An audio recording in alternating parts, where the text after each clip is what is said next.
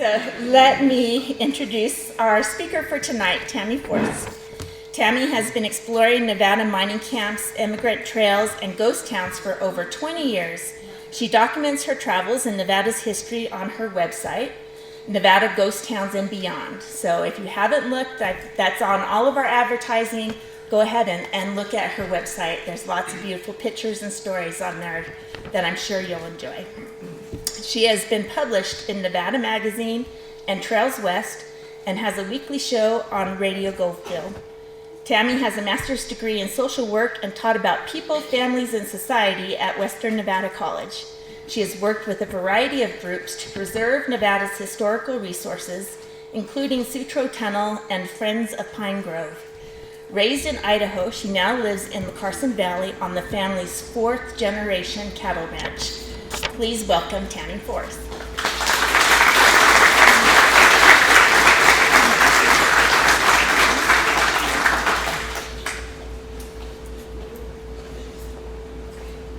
I had to take a picture to send my kids because I have 2 teenagers and they never want to hear me talk. So is it really somebody out there who just wants to listen to me? Okay. Mel or Jennifer, can you guys turn up the volume? Usually I'm really loud. Is that better? Okay. If you have any questions, please interrupt. I'm very casual. I just pulled out some history and some what I thought were some interesting towns and places. That's not on. It's not. Oh, that one's on. It's through there. They're saying that one's? That speaker's not on.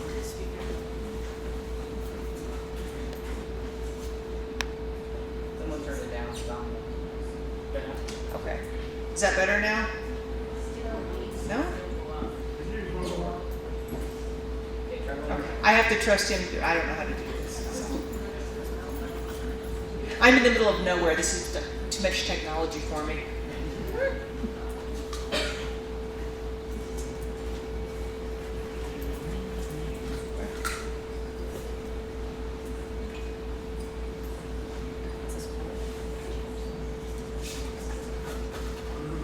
It sounded so good before we got so many people in here.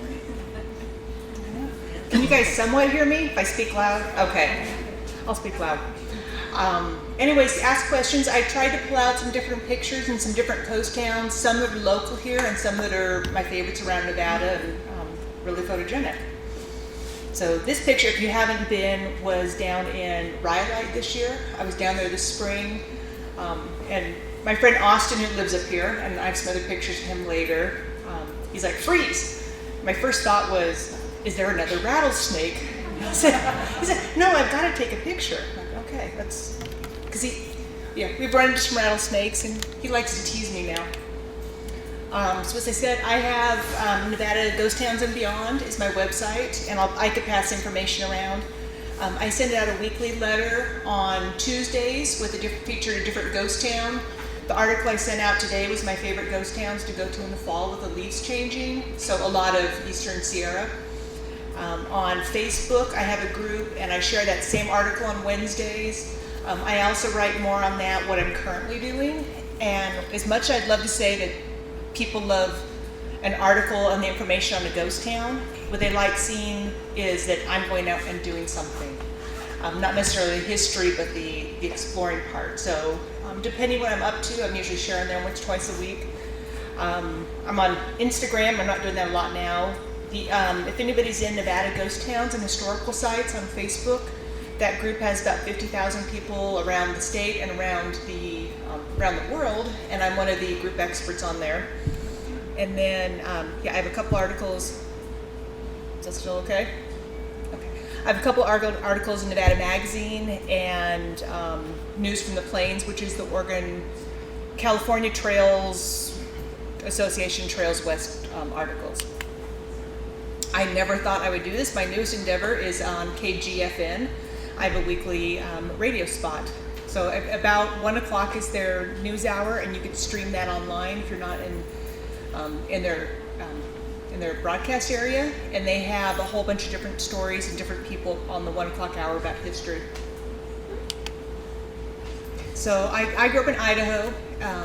as I said, and I used to drive through to go see family in the Gold Country, and I hated Nevada because we would drive across I-80 and my parents would never let us stop.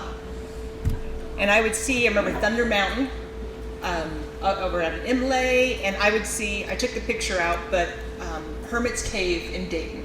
And I always wanted to stop, and my parents were like, no, we don't have time. So I ended up meeting my husband in Klamath Falls. He's third generation ranch boy from Carson Valley. And the first thing when I met him, he said, I'm from Nevada. And I said, I hate Nevada. Luckily, he didn't run away. And I said, except for that little valley when you go down the hill from Carson City. So I love that valley. And he said, that's where I'm from. And I said, well, I really love the ranches on the west side of the valley, halfway down. He said, that's where our family ranch is. For several months until I came to meet his family, I really wasn't quite sure if he was true or being honest or not. Now our kids are fourth generation on our ranch. It's leased out to a cattle company, so we get not as much of the work with the ranch, but all the pleasure. So when we first moved here, our first trip, I was 20-something, and he said, what do you want to do for our first vacation? I said, I want to go to Vegas. And he trained down there, and he's like, we're not going to Vegas. So I went to Barnes & Noble's, and it was a big deal with the escalator. We were in Klamath Falls, so it was, we were lucky to have a 2-story building there. And I bought this book, Nevada Ghost Towns and Mining Camps. I said, how many people have this book? Okay. Yeah, Ghost Town is called the Bible. So I bought this book, and I planned out our first trip, and we stayed down in Gold Point. I was in my first trimester of pregnancy. Not the best planning to do a ghost town trip then, but we had a good time, and we went up to Belmont and Sylvania, which is still one of my favorites. Over the years, when we had time with the kids, we would do vacations. In the upper corner, we got to Tuscarora. We went all the way out to Jarbidge, which is, if you haven't been there, it's the most isolated town. Yeah, certainly in the continental United States. You go through Idaho mostly. And then I met, the one day, we were staying in Unionville, and the one day I did not have my book with me. I met Stan Pear, and I was too embarrassed to take a picture with him, and I could kick myself now. So that's a picture of the back of his head. And he teases me about that still.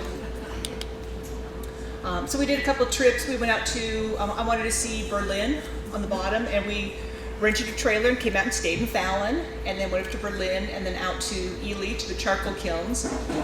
We found that we are not trailer people. My insurance is happy that I will not be renting a trailer again. It's a lot harder than it looks. So yeah, we went to the charcoal kilns. I just found out that the picture of the kilns is apparently a screensaver on Microsoft. So if anybody sees it, I've had several people message me that. So my midlife goal, my midlife crisis is I had a friend say, she's like, I want to drive every ghost town or every back road in Nevada. And I have kids with special needs, and as they were getting older and I had more time, I thought, what do I want to do? And I said, I'm going to go to every ghost town in Nevada. It seemed like, I thought, it didn't seem like that big of a goal, but it keeps growing. Through this, I again met Stan. The picture on the left is actually at Star City, where we first met. And I get to go out on trips with them now and actually go camping. And then this is my 50th birthday. This is my midlife crisis. Other people buy a Corvette, and I bought a Rubicon, so I can go out where I want. And I was telling Mel knows there were some interesting stories with jeeping and isolated areas in Nevada. In 2000, January 1st, I said, this is the year of travel. And I was supposed to do a photography ghost town trip to Winnemucca, the Gold Country, the Florida Keys for 10 days, with the highlight was a 2-week trip to Poland to study history, go to Auschwitz, and look at castles and learn how to make vodka and donuts. What else is better? History and food and vodka. That obviously didn't work in 2020, and so we weren't out doing things for a while, and right before everything hit with COVID, actually I came out this way and go out to Sand Station and Grimes Point. And so I decided if I couldn't travel the places I wanted, I was still going to travel just in a different way. And so I thought, I revived, said I wanted to go to every ghost town. Now I have a lot of extra time now, And so I'm gonna start going. So first of all, what is a ghost town? What do you guys think when I say ghost town? What does that mean?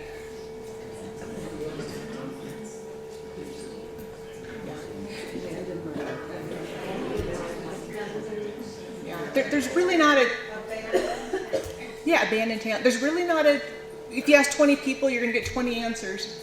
I live up by Genoa. People call that a ghost town. I'm sure more people live there now than ever did.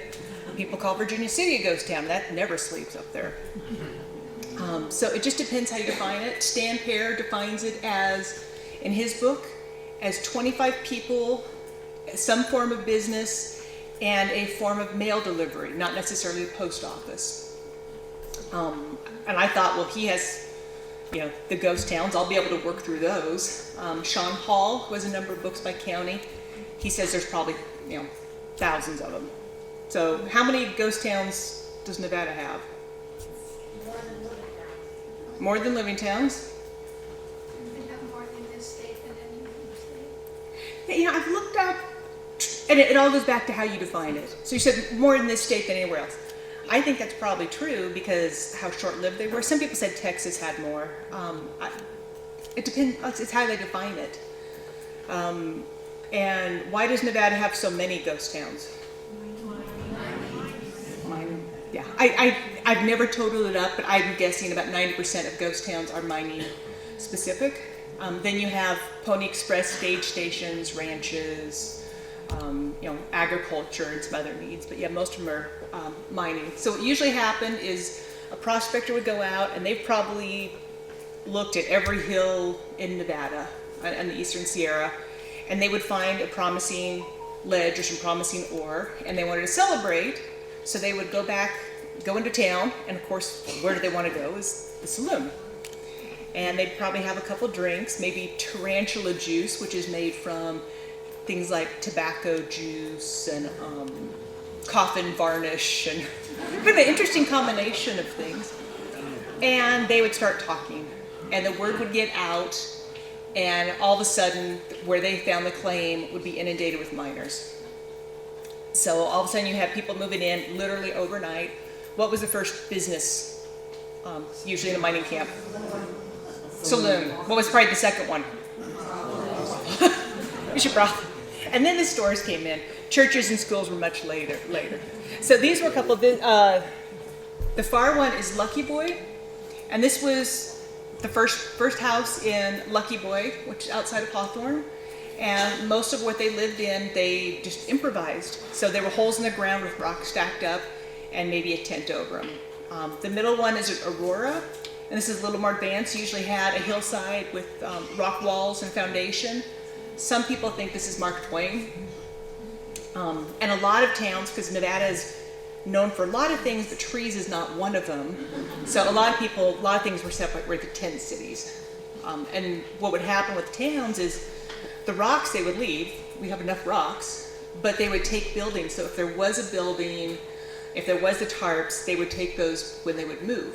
And the tents, there's pictures of people just like literally picking the tents up on a platform and moving them, or dragging, when you did have a wood building, they would just drag them. So a lot of what ghost towns, what people expect to see, like Bodie, with all these amazing buildings, most of them we find are a hole with some rocks on it, because they would take it. So just a couple quick things. There are laws protecting ghost towns and historic sites, even if it's not known to be a historic site. If anything over 50 years is protected. And a lot of the sites, they are monitored. There's stewards that go out there through the State Historic Preservation Office.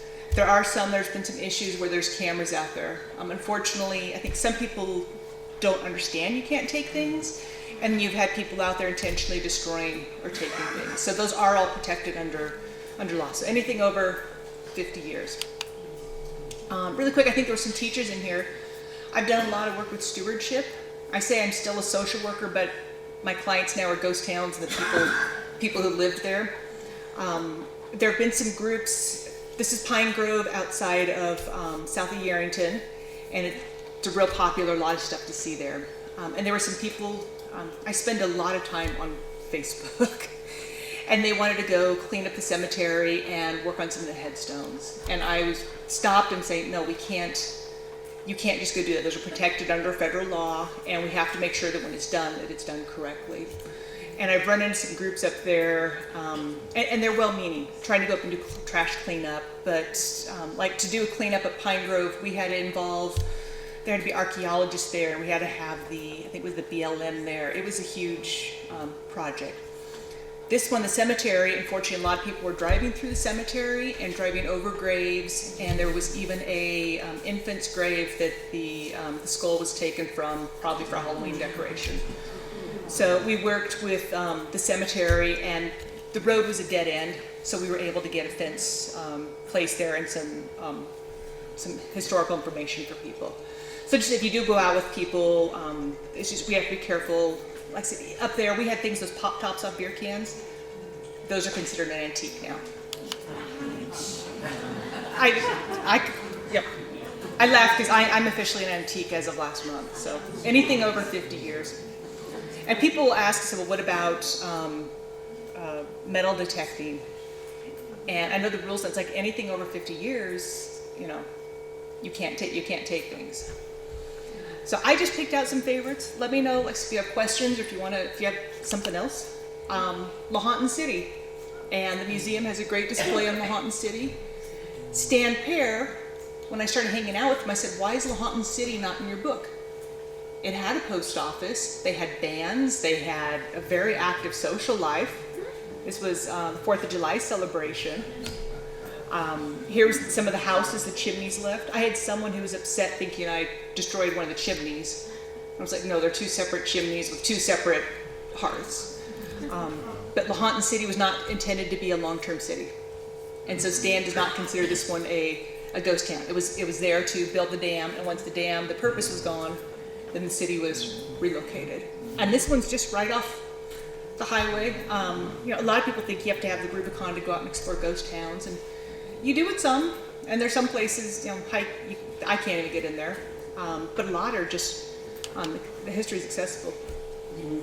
Cabin Under the Rock is a very well-known, very unusual, I want to call it a ghost town or a cabin.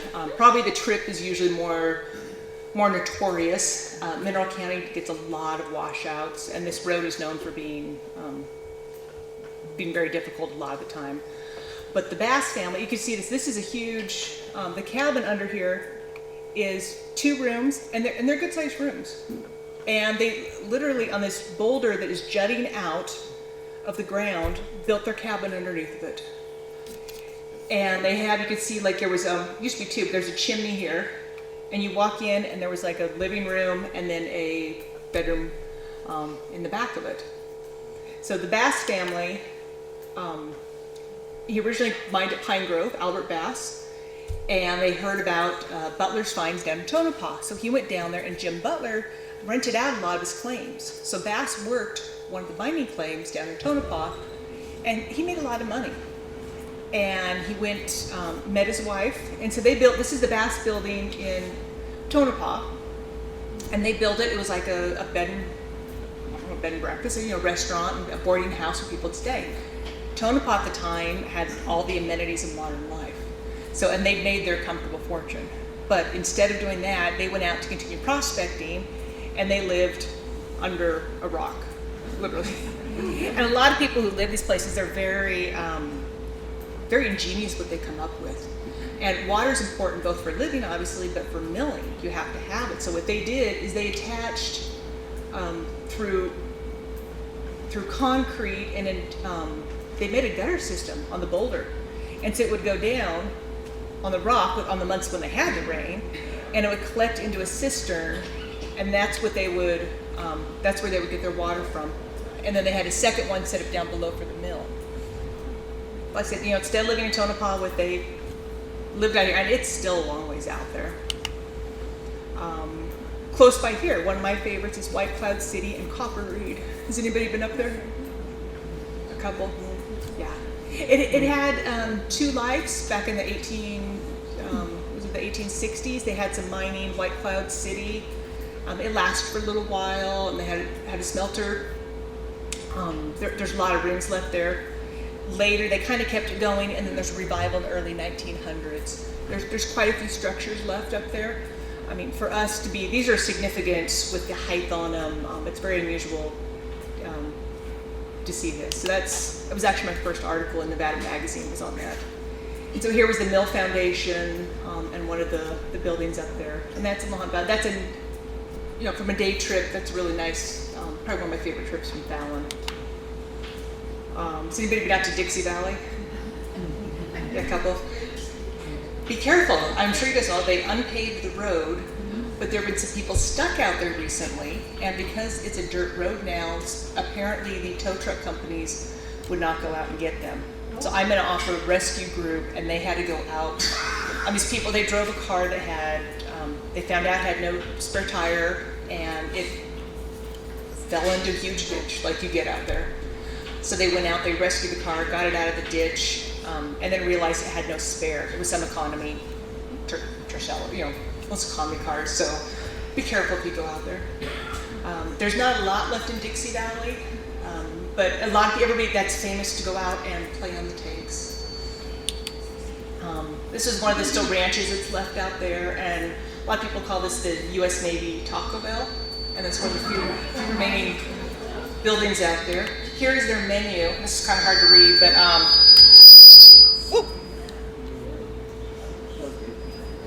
okay. It's probably not a PC menu, but they have 22 millimeter. I'm gonna read that one. What's that? Okay. Yeah, 50 cal taquitos and Nuke China. I can read those ones. Somebody doesn't like Hillary, so. But anyway, that's like a real popular, there's not a lot left out there, but there's so much history in Dixie Valley. One of my favorite buildings is out in Dixie Valley, and I love the quilt pattern of this. And I started taking photos, and I just love the colors of this shop. And I started looking at the labels on it. It is made with rocket containers and cyanide tins. So it is a cyanide rocket shop. And I think that's like a whole new level of recycling. And those are popular. There's a number of them in Nevada.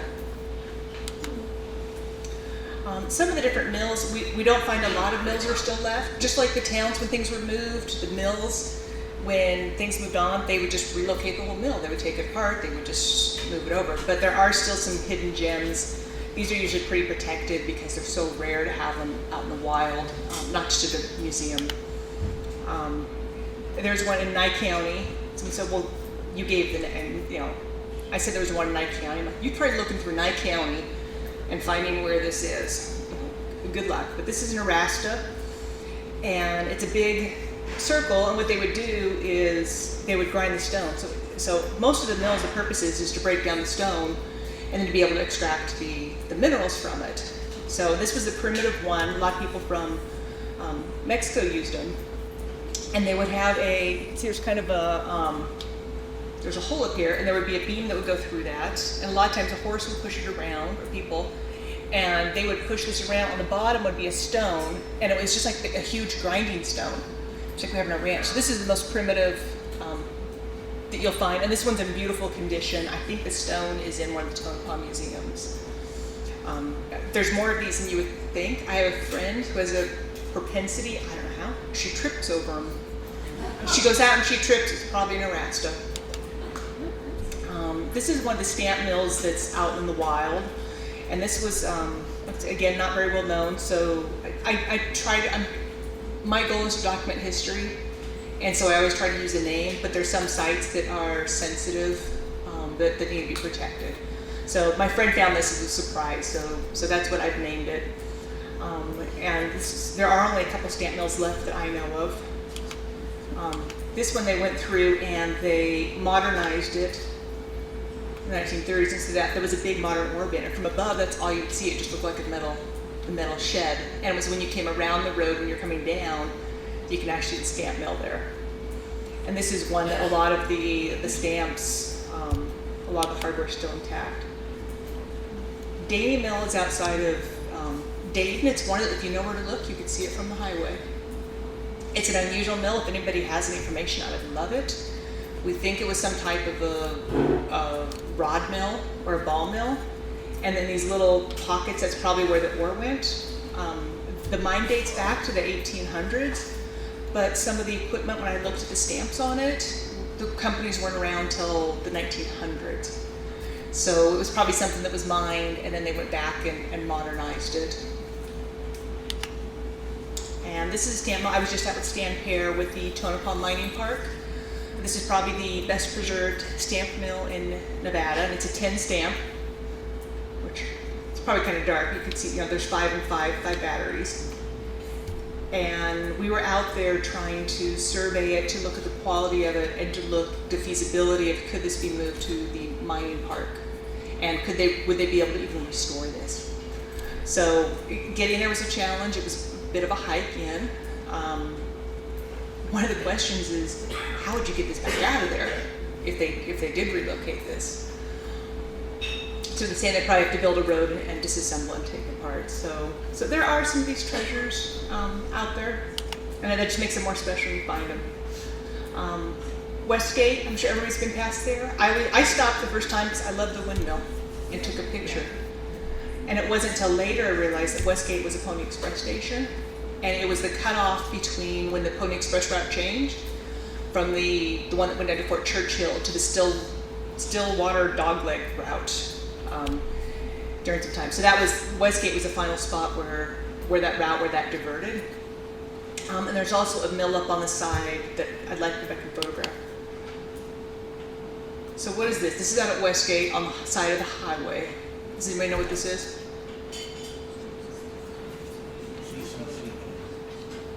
It's a swimming pool.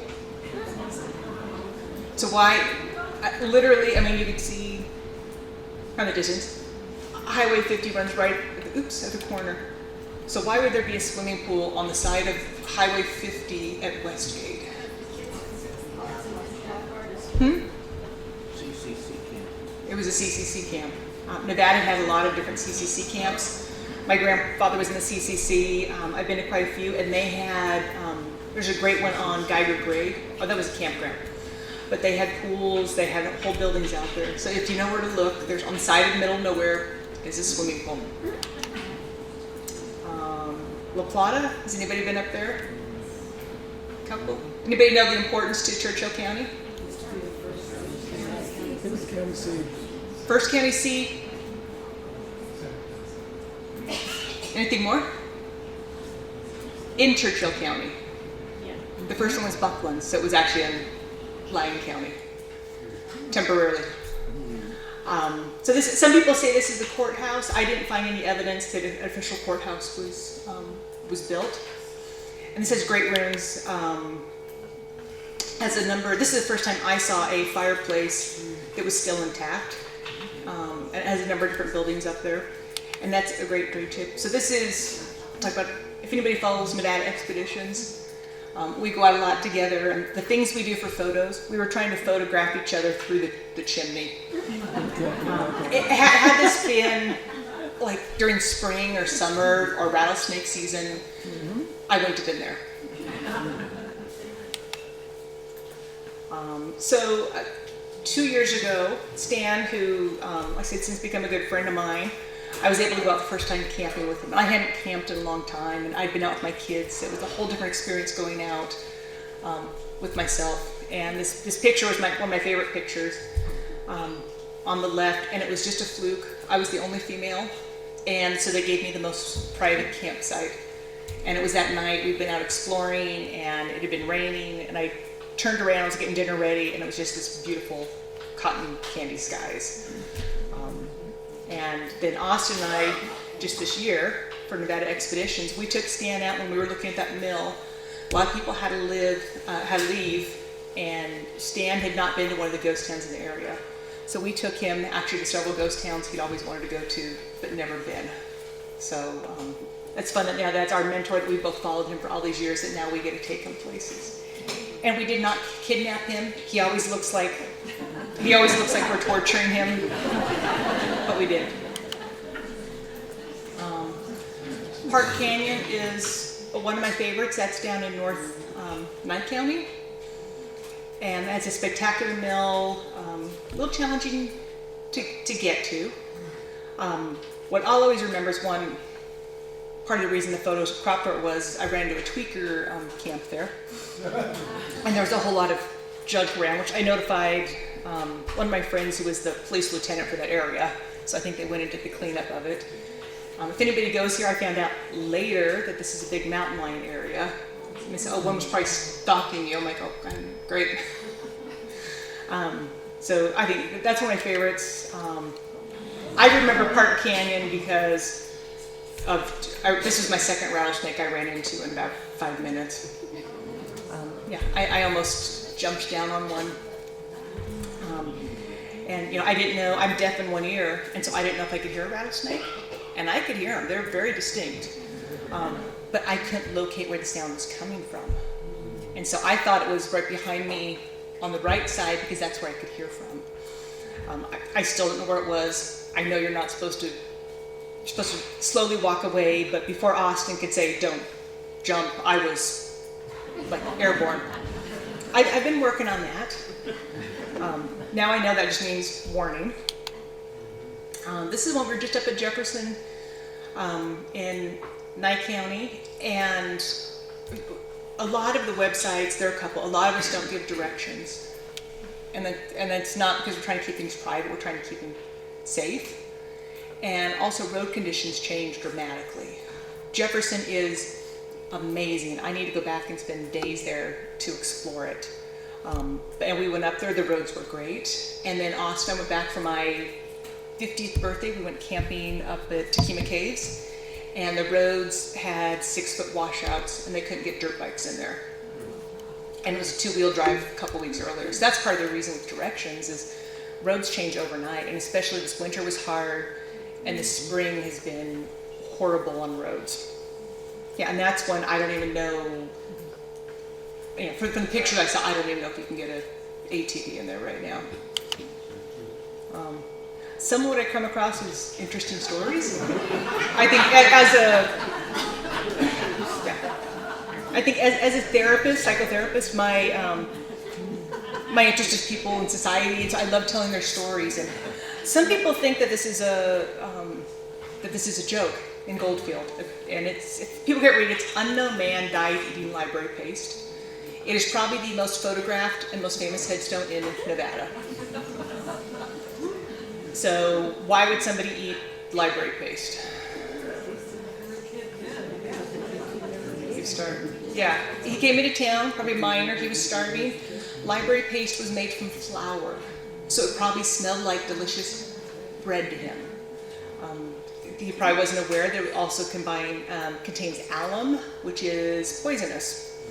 And in the state that he was already in, a state of starvation, he came in to town, went through some garbage at the library, found the library paste, ate it, and went to a building in town, and they found him later. And so this is at the Pioneer Cemetery, this is the headstone that they put up. Yeah, so Goldfield's official ghouls. So this is the Pioneer Cemetery in Goldfield. Originally, when Goldfield started, they started a cemetery right in town, so it was convenient. Well, then the Goldfield Hotel came in, and the original cemetery was just next to it. And the Goldfield Hotel didn't, being all nice and fancy and modern, didn't really want people looking over the graveyard. And the railroad came to town, and they wanted to stop right at the nice new hotel. Well, they didn't want the people stepping off the railroad into the graves. So they called the official ghouls were hired, and in the middle of the night, undercover, they would relocate the graves to the new cemetery that's a couple miles out of town. Not surprising, the official ghouls were not probably the most upstanding members of society, and there's question if how many of the graves did they really move. So probably now, I think now there are a couple buildings there in a parking lot, but they probably left a couple. And this is old, and all these headstones. All those headstones are the same. They're carved. They're all different. There's some people have names, some don't. You have suicide and murder, and there's so much history in cemeteries. And I wonder, I spend a lot of time in cemeteries, and I wonder now, it's like, what are people going to know about those who are alive now? Because we don't have these headstones that sometimes give an entire life history on them. And Goldfield, they have opened for Goldfield Days. They just did some tours of that. I'd like to see it. They were working on restoring that. I know some people weren't happy. I think that they weren't be following some of the historic characteristics. I'm hoping they get that restored and get that book open for tours. And they're also working on the school, getting some funding to restore that. So Goldfield's going through a huge growth again. And they might have a truck stop and gas station there finally. South of town. I don't forget, so people ask me if I give tours, and I don't, because the logistics and the permits, especially since most of what we visit is on federal land. But through Churchill County, Austin, who has Nevada Expeditions, and Churchill County created a program where they go off-road. I went out the first time with them 2 tours ago, and Austin does a fabulous job, so you can sign up through, I'll have to look up the number, it's off-road 4x4 trips, Nevada Expeditions. You get a little passport, and as you go, then you get different stamps. I got my first one. And he guides, and he goes out and scouts the trips beforehand, and he's a wonderful resource. I call him my Churchill County expert. He's always going someplace new. The last trip of the year is, I believe it's the 14th of October, and I think he was going to go to Grantsville, and there's going to be an eclipse that day. So if you want to go out, you don't know where to go, you want some safety and numbers and do with other people, this is a really good resource, and it's right here. They leave from the community center. Where are they going to see that? Nick, where are they going to?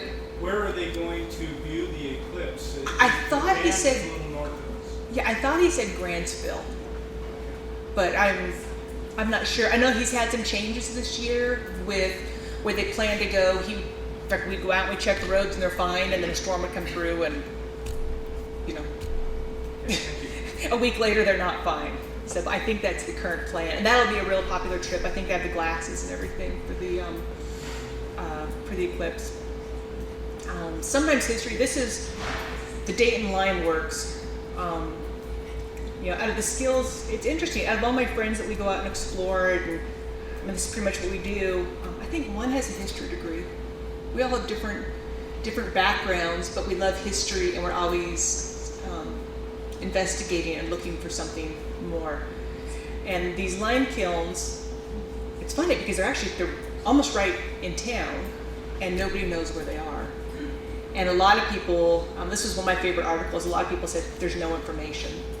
And something kept bothering me when I was writing this article. It's like, there has to be more information out there. And finally, one little thing opened up, and I was able to find the name, and where people said, they're like, oh, nobody knows what this is for. It's like, I could tell you what it was for. They used the lime to rebuild Virginia City.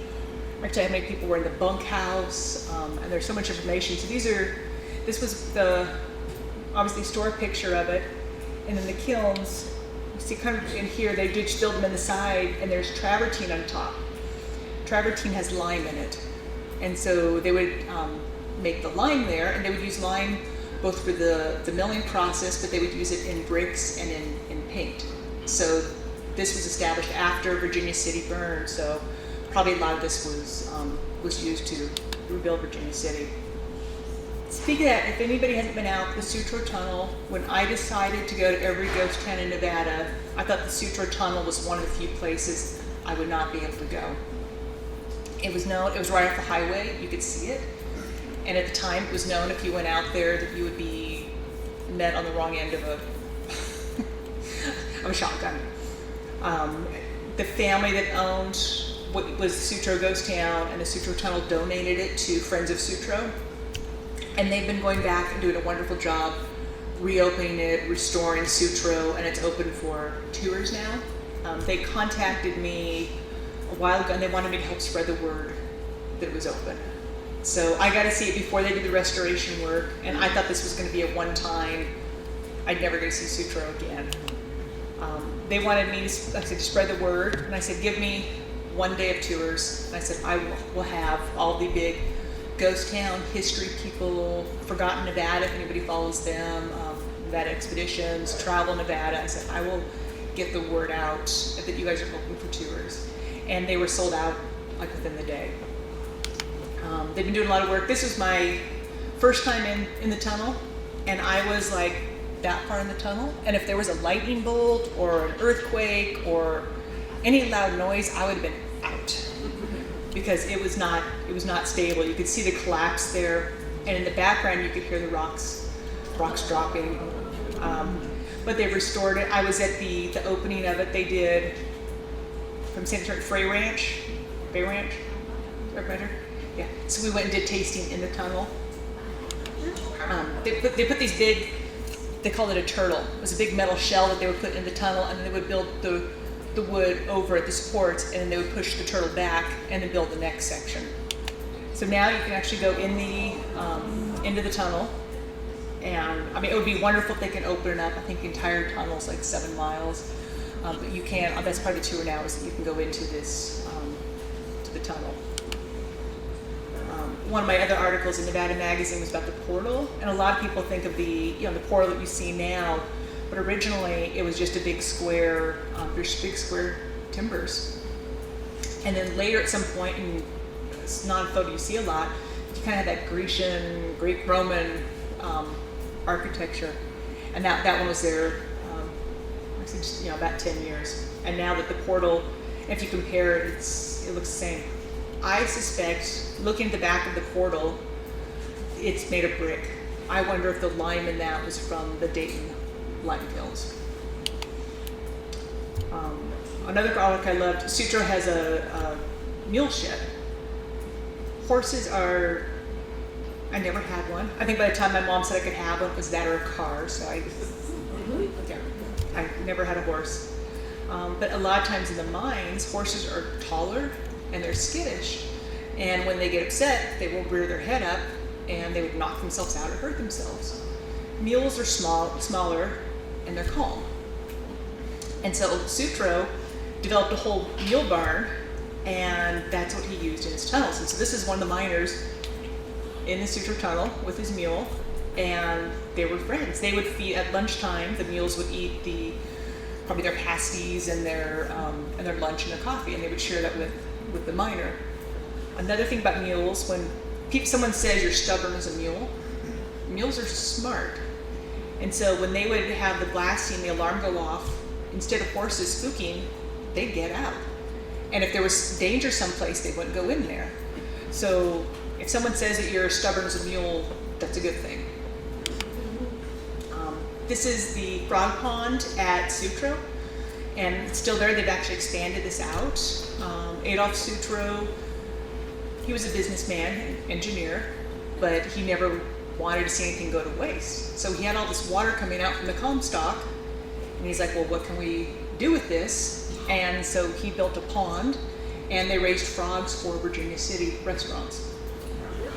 I think a lot of fans, they've talked about, could you go back and look at the frogs that are in here still and trace their DNA back to see if they're still from France.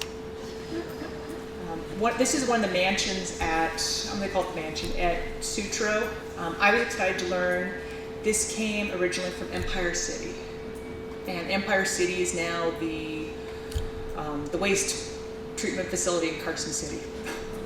But there's still a cemetery there. It's right off the highway, right behind the dump, which is weird. But this house was moved from there. I started going back and also looking at trying to recreate some of the photos then and now. And you can see that Sutro's cleaned up. They've done a ton of work with that, with restoring buildings, aside from opening it up. So there are some, real quick, if you have any questions, there are some funny stories. I remember driving by this plane crash on my first trip through Nevada. And I remember being a brothel. That was my first brothel I'd seen, growing up in Idaho. But I couldn't remember where it was until I went down this year. And I thought it might have been a publicity stunt, and it was.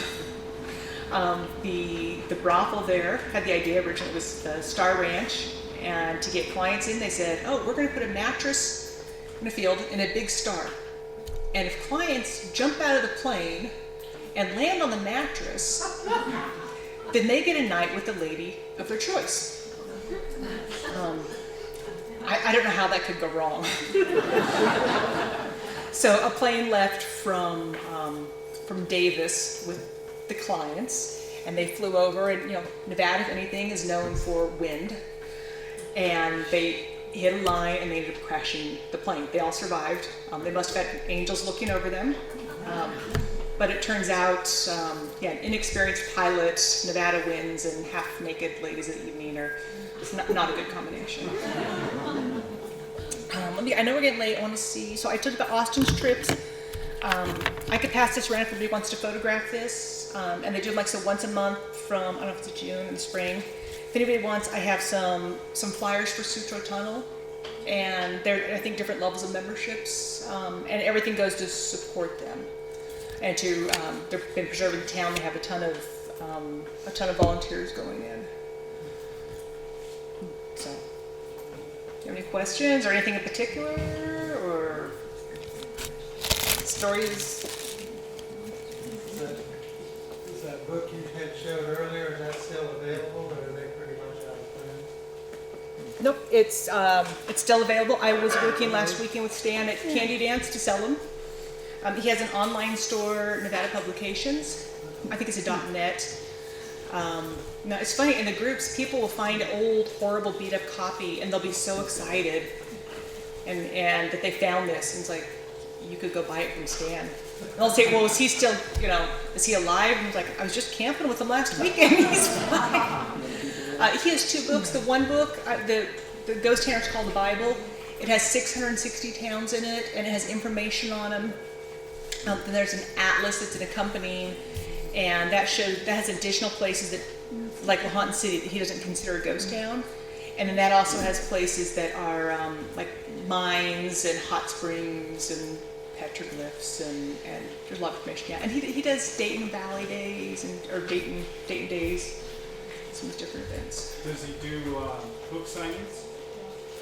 Yeah, he gives some presentations, and he's always happy to sign. He is the nicest person, and he's funny. He'll call me, and he always calls when I'm on a trip.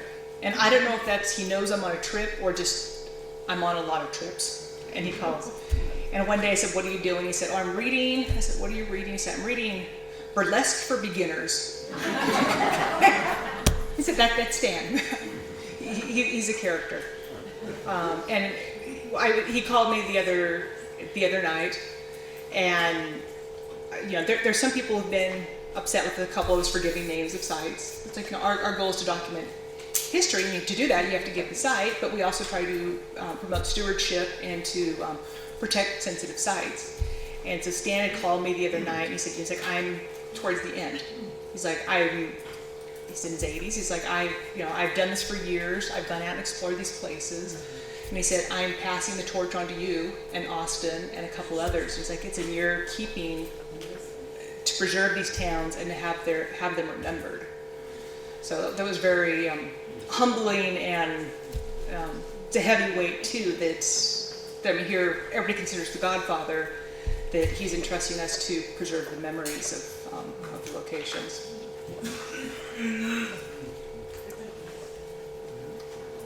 Any other questions or?